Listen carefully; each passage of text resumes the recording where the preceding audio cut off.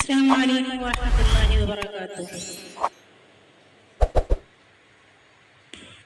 نحمده ونصلی علی رسولہ الکریم، اما بعد۔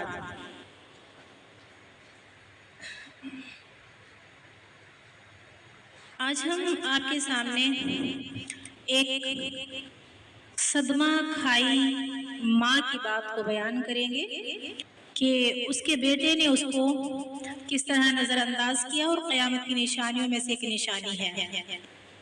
اللہ تبارک و تعالی ہمیں اپنے ماں باپ کا فرما بردار بنائے۔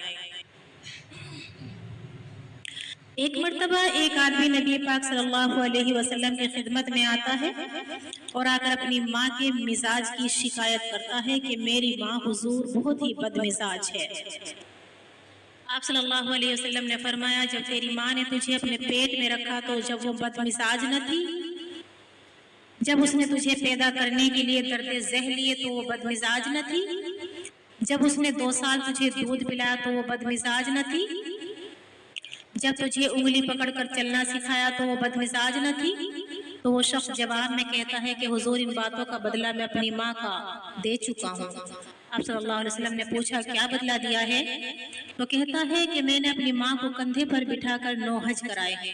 آپ صلی اللہ علیہ وسلم نے فرمایا، جان لو اور خبردار رہو، یاد رکھو کہ تم نے اپنی ماں کے شکم میں جو اچھل کود کی ہے، صرف ایک بار اچھلنے کا فقط حق ادا کیا ہے۔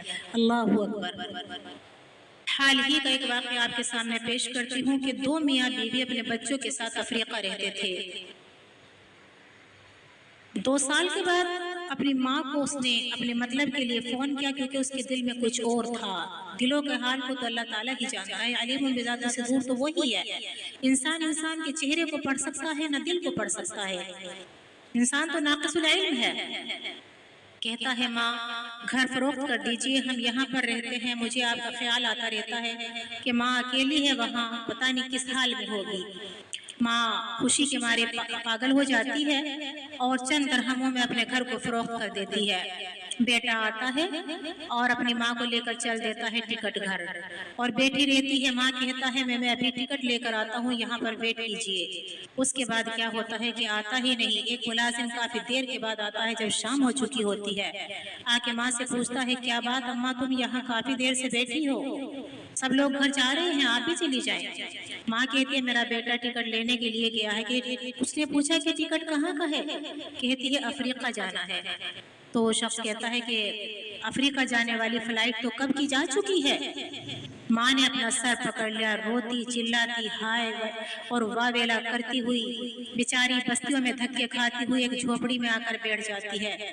تو میری بہنوں، آج یہ حال ہے کہ بیٹا اپنے گھر کے پیسے جو تھے اپنے بیوی بچوں میں لے کر خوش ہو کر بیٹھ جاتا ہے اور ماں کو تڑپتا ہوا چھوڑ جاتا ہے۔ ماں کی آنکھوں سے نہیں ڈرا، ماں کے رونے سے نہیں ڈرا، ماں کو ستانے سے نہیں ڈرا، لیکن اس کے دل پر اس وقت عشق کا بھوت سوار ہے۔